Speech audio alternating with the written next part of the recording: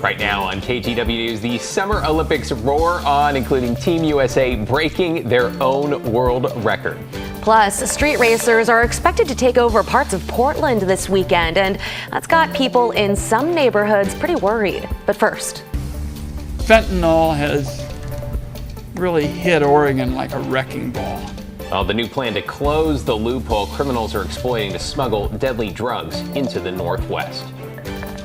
Thanks so much for joining us. I'm David Molko. And I'm Christine Pitawanich. Our top story at 7, Oregon's senior Senator Ron Wyden announcing a new push to stop deadly drugs like fentanyl from reaching our streets. Well, a warning, some of the video you're about to see involves someone starting to overdose. Blair Best takes a look at the ongoing fentanyl threat. It's no secret there are drugs on the streets of downtown Portland. Right on the street corner. Take you to the streets. But that doesn't mean they're easy to get. There's things that the individual has to do to get the drug, to earn it. On Friday, Flacco was told by his dealer to make sure this woman doesn't overdose on fentanyl, and he was to do that in exchange for meth. Sit with her, check with her, make sure, if she stops breathing, call it in. And the dealers, he says, are watching. Do they manage certain blocks? Oh, sure. Sure. What block are we sitting on? Is this something that they manage? I couldn't discuss that. It's these drug territories local politicians, including Senator Ron Wyden, are trying to disrupt. Yeah, on this side. Yeah, just over on this side. Friday morning, Senator Wyden announced legislation he's working on to stop drugs like fentanyl from reaching Portland streets. I'm going to make sure with federal law that the U.S. Customs and Border Patrol has more tools to be able to go after, in a laser-focused way, stopping fentanyl and other illicit drugs from getting across the border. A federal report shows drug traffickers mainly use Oregon state highways to move drugs and cash throughout the region, and they do so in a way to avoid traffic stops. Criminals, sophisticated criminals, are exploiting a loophole in the law. That loophole allows small packages to cross the border without an inspection, and it's taking lives along the way. A recent report shows there are an average of 36 overdose deaths each month in Multnomah County. We often talk about the river of addiction leading to a waterfall that some people may overdose and fall off of and start to drown at the bottom. We saw the start of that decline firsthand Friday morning. Is she okay? Rose, you all right? Can you breathe? Do you have Narcan? No. I do. Oh, right on. Rose started breathing on her own, but it was a close call, Flacco tells us. They'll stop breathing so long where it'll actually stop the heart. There is no one quick fix or solution, and I appreciate that every pill or package containing fentanyl prevented from reaching our streets by this legislation is equivalent to a life saved. Now, today, Senator Ron Wyden says he plans to introduce that legislation in the fall to close what he's calling the dangerous trade loophole that's making it easier for fentanyl to hit our streets. David? Yeah, sounds like it cannot come soon enough. Blair, appreciate your reporting day in, day out. Thanks so much. Hey, we're following up this evening on what police call a dangerous street takeover that appears to be in the works for the weekend. John Adams is live in Northeast Portland. John, we've seen people shot, killed, and run over at these street races. What are you hearing from neighbors? Well, David, the word has gotten out about this street takeover event. Neighbors here and police are concerned it could lead to some traffic disruptions this weekend, or even worse, become a dangerous situation for both pedestrians and drivers. The West Coast Invitational, an illegal street takeover event, will be happening in the Rose City this weekend, according to Portland Police, which is expected to bring street racers to town from across the western United States. These events are dangerous. These are young, inexperienced drivers that come with very high-powered cars. They bring guns to these events.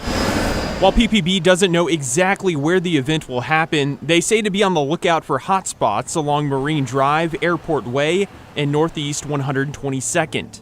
It puts me on edge because I've got my oldest daughter's a driver, my middle kid wants to drive, Ben Mulkey lives near Northeast 122nd in Fremont. He says he's concerned about the amount of people that could show up at this event.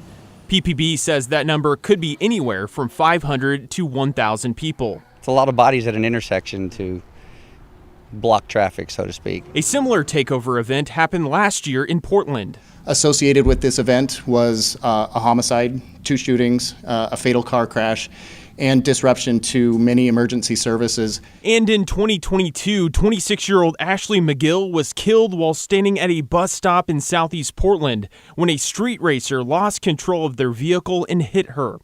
Those dangers are why Mulkey says he will be warning his kids to be careful this weekend when they leave the house. Probably my best interest, tell them just to avoid the area. If there's even a risk, don't go to Airport Way, don't go to any area where there potentially could be, speed racing or circles or whatever the kids are doing nowadays.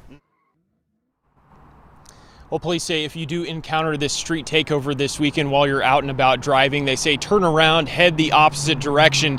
And they don't want people to be calling 911 because they don't want the 911 lines to get bogged down. They say only call 911 if you find yourself in a dangerous situation. David and Christine, back to you. I hope people keep their eyes peeled and stay safe this weekend. Thank you for your reporting, John. The Oregon Department of Transportation is looking at a big budget shortfall. It needs more than $354 million in the next few years.